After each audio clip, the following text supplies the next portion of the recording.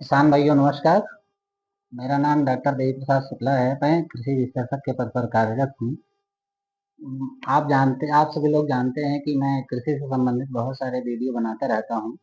उसमें आज मैं एक बहुत ही महत्वपूर्ण विषय पर चर्चा करूंगा। जैसा कि आप जानते हैं कि हमें फसलों के लिए जो आवश्यक पोषक तत्व की आवश्यकता होती है 17 है। उनमें से एक नाइट्रोजन बहुत ही महत्वपूर्ण पोषक तत्व है।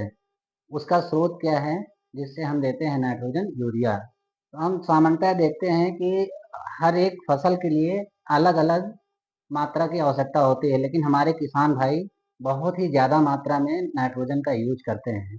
उससे हमारे फसल में नुकसान भी होता है और अधिक पैसा भी जाता है, और उससे क्या होता है कि फसल का उत्पादन भी कम हो जाता है।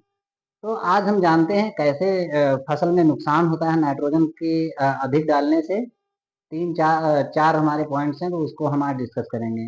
पहला हम देखते हैं, अगर नाइट्रोजन की मात्रा को हम ज़्यादा यूज करते हैं तो उससे क्या होता है कि हमारी फसल है कमज़ोर होती है।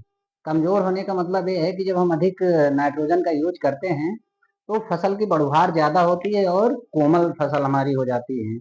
उसके जो तने होते हैं कोमल हो जाते हैं, पत्तियां भी कोमल हो जाती हैं।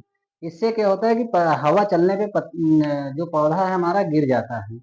दूसरा क्या होता है कि उसमें जो डिजीज, रोग और कीड़े ज्यादा मात्रा में लगते हैं। कैसे लगते हैं? जैसे जब नाइट्रोजन हम डालते हैं तो अमोनियम फॉर्म में लेता है, नाइट्रेट फॉर्म में लेता है और अमाइड फॉर्म में लेता है।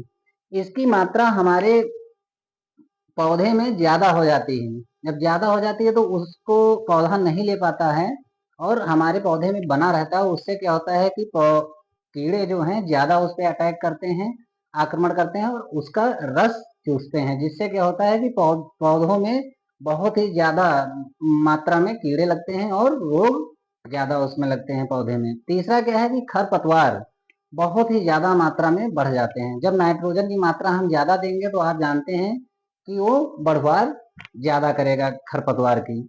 चौथा क्या है कि अगर हम देखते हैं कि वेजिटेटिव स्टेज, उसका जो वनस्पतिक वृद्धि है बहुत ही ज्यादा हो जाएगी। आप जानते हैं एक सीमा तक ही वनस्पतिक वृद्धि सही है। उसमें 4 स्टेजेस होते हैं। अगर सपोज करिए कि वनस्पतिक वृद्धि सबसे पहले पौधे में होती है, जिसके बाद में फ्लावरिंग की स्टेज आती है, फिर रिप्रोडक्टिव प्रजनन की स्टेज आती है और जिसके बाद में मैच्योरिटी की स्टेज आती है।